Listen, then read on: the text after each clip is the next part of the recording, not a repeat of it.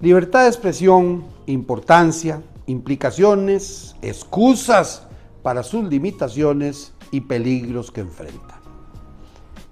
Se atribuye a Voltaire 3 opiniones acerca de la libertad de expresión. La primera, que es una cosa excelente. La segunda, que es preciso reducirla a los límites más estrechos posibles. La tercera, que es preciso negársela a quienes no piensen como uno. Esas tres ideas más o menos son las que sostienen muchos gobernantes. La acogen y la defienden en lo general, la restringen y la atacan en sus expresiones prácticas, la rechazan para las ideas y actos que les repugnan. Los regímenes autoritarios, por su parte, la rechazan, incluso cuando afirman que la reconocen. Los populistas y los líderes mesiánicos, aunque se siguen vistiendo con sus ropas, la restringen y la limitan lo más posible. Y esto es así porque la esclavitud es tan aborrecida para los hombres acostumbrados a la libertad que tiene que imponérseles gradualmente y ha de disfrazarse de miles de maneras para que se la acepte. La frase es de David Hume, esta última. En efecto, el proceso de negación de la libertad de expresión no ocurre normalmente de golpe, sino a fuerza de pellizcos, en un proceso de disminución paulatina de las libertades para que su destrucción sea apenas perceptible en las primeras etapas. La libertad de expresión se pregona siempre, pero aparece todos los días amenazada, incluso en los regímenes democráticos. Si no fuera por la existencia de una tradición cultural, de un sistema jurídico de protección de los derechos fundamentales, por ejemplo, de las normas y de los tribunales constitucionales, o de una mayoría de los periodistas, de medios y de líderes democráticos y jurídicos comprometidos con la libertad de expresión, esta última se reduciría en el mejor de los casos a una mera tolerancia. Esto es, a una amplia libertad para aquellos cercanos a los gobiernos y a una creciente restricción o intimidación para los que no comulgan con ellos. Para justificar las limitaciones se siguen ciertas pautas. Primero, se afirma respetar la libertad, pero se intimida o se amenaza a las personas y a los medios, periódicos, radios, televisiones, que se enfrentan a un gobierno o a un grupo de poder. Segundo lugar, cuando no se acude a la censura, se acuda a la amenaza de sanciones ulteriores. Por ejemplo, amenazas cotidianas de juicios contra los medios o las personas. Esa amenaza promueve invariablemente la autocensura, es decir, autocontenerse y no expresar una idea o una crítica por temor a eventuales represalias. En tercer lugar, se acude a utilizar el poder económico de los gobiernos, gastos públicos de publicidad, por ejemplo, para asfixiar a los medios críticos y premiar a los aduladores. También se usa la asfixia económica, por ejemplo, para imponer impuestos especiales onerosos a la operación o a la publicidad en radiodifusión, además de los tributos generales, impuestos sobre la renta, el IVA, cargas sociales, etcétera, que ya ellos pagan. Cuarto lugar, en el caso de algunos medios como la radiodifusión, la manipulación del espectro radioeléctrico, usando los límites temporales a las concesiones como un mecanismo para someterlos o imponiendo fórmulas de mejor postor para que los más pequeños no puedan operar. Quinto lugar, se justifican las restricciones para alcanzar objetivos altisonantes que se califican de superiores: la patria, la seguridad nacional, la paz, la lucha contra el odio, las fake news, etc. Se busca siempre una excusa. Aunque esos objetivos podrían ser válidos, no lo son cuando restringen indebidamente las libertades.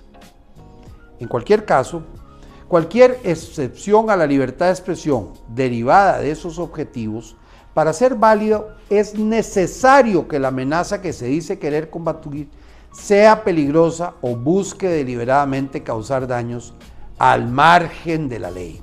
Por ejemplo, gritar fuego en un teatro falsamente y causar pánico, para usar la expresión del Justice Oliver Wendell Holmes en un caso famoso de 1919 de la Corte Suprema de los Estados Unidos.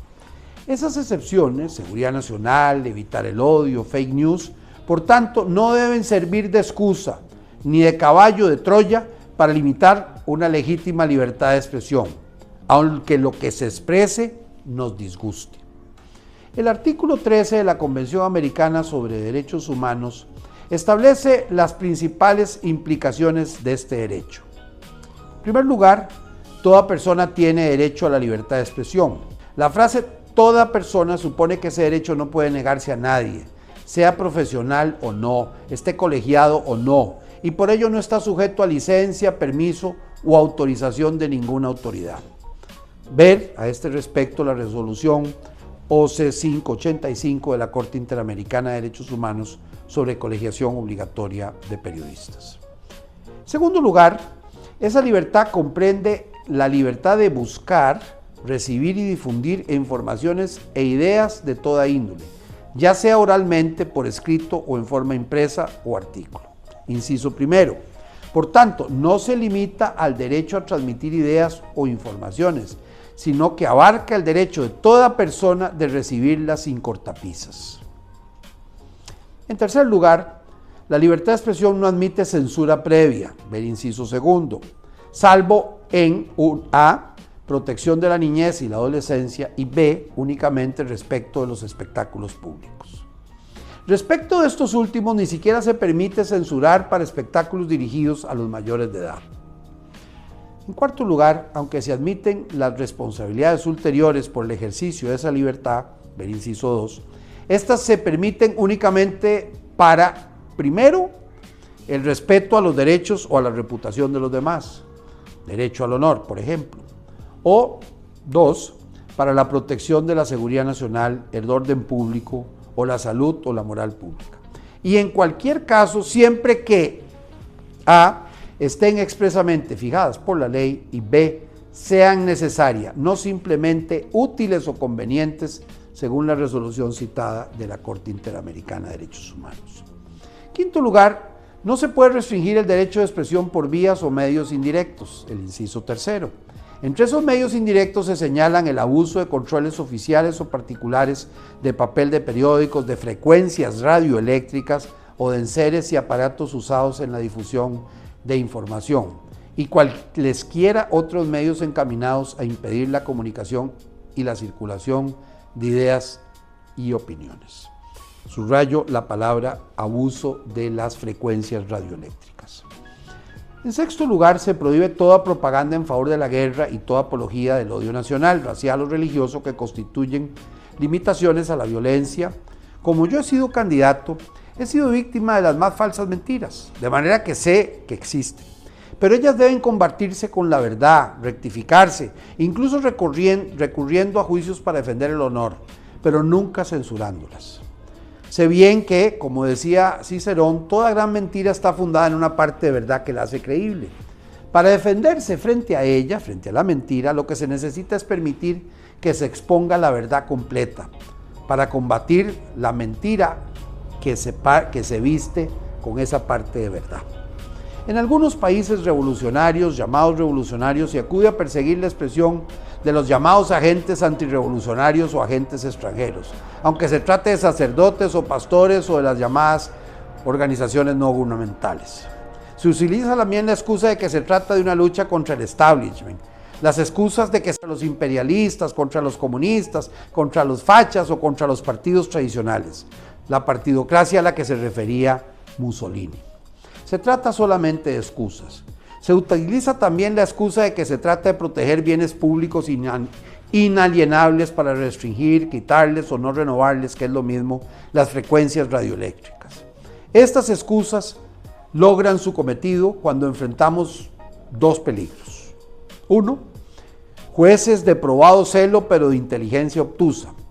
De estos hay dos tipos: el peligro de jueces sumisos y temerosos frente al poder y que buscan cualquier excusa para permitir restricciones a las libertades, y dos, en el otro extremo, jueces activistas que se creen dueños de la ley y de la verdad y que se arrogan ellos mismos la potestad de restringir libertades contra aquellas excusas, fake news, noticias o publicidades que consideran peligrosas, etc. Pero los peligros más grandes anidan en arremeter contra las honras, contra las personas, contra los periodistas, contra los medios de comunicación, contra los jueces, etc. En última instancia, contra la libertad de expresión.